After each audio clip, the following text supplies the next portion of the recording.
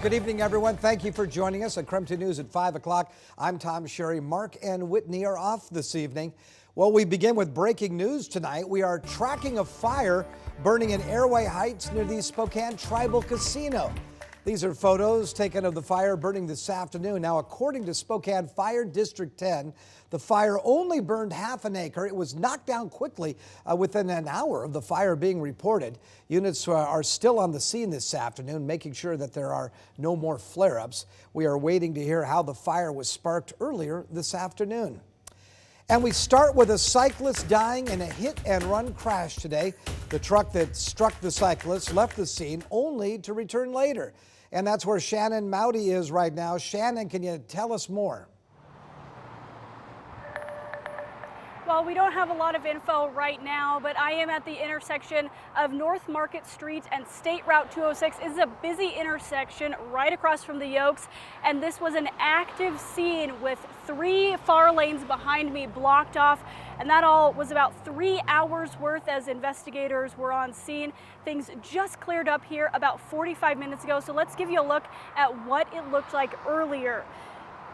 Investigators started looking into the deadly hit and run. Very little info again at this time. What we do know is a cyclist was hit by a dump truck, which then drove off. This happened just after 12:30. The dump truck and driver were found about an hour later. We actually saw that dump truck back at the scene. Law enforcement were taking a look at it, and I saw the driver speaking with investigators. I also saw detectives bring the cyclist bike back to the scene in the back of a pickup truck that was taken in as evidence. And now we are still working to get more info, including the identity of the driver, the identity of the victim, and we will keep you updated as soon as we get more information. Shannon Mowdy, KREM 2 News. New at 5 o'clock, the Kootenai County Cooperative is reporting a power outage affecting over 1,300 members near Athol and Bayview, Idaho. So if you take a look at your screen, these are the areas affected by that power outage. Crews are working to fix the outage. KEC says the fault is on a section of their line, and they're working to find out exactly where the problem is located. They still estimate that power will be restored in about an hour. Well, with temperatures in the mid-90s today, we are all finding ways trying to deal with this heat. To tell us more, we're joined by meteorologist Michelle Boss. So, Michelle, what can you tell us about these scorching temperatures? Well, the hot temperatures are going to be sticking around all weekend long. We're going to see highs in the 90s, but the hottest temperatures should be here tomorrow with just about everybody in the inland northwest in the upper 90s to near 100 degrees. We're sitting at 95 right now in Spokane, Coeur d'Alene, and Deer Park, so a scorcher out there, but a lot of 100-degree plus temperatures. 100 in Omak, Othello, 101 in Ritzville, and Lewiston currently at 103 degrees. You can see on satellite and radar we don't have any clouds out there, so no help with shade from Mother Nature, and obviously no rainfall. Haven't seen that since July 10th.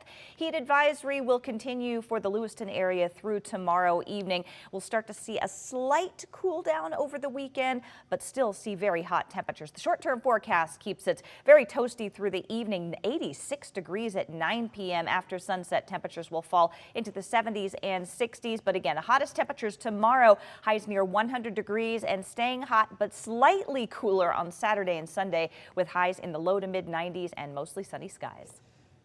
Wow, thank you. Because of the extreme heat that Michelle just mentioned, 6 Spokane City public libraries are now going to be cooling centers, and this all started today. The Central, Liberty Park, Shadle Park, Hilliard, South Hill, and Indian Trail libraries will be open for cooling. There's also space to cool off at the Trent Resource Center. If you need help getting to and from the cooling centers, you can get a free ride with Spokane Transit. Well, if you're planning to spend any amount of time outdoors, you need to start hydrating before you leave the house. This heat is no joke.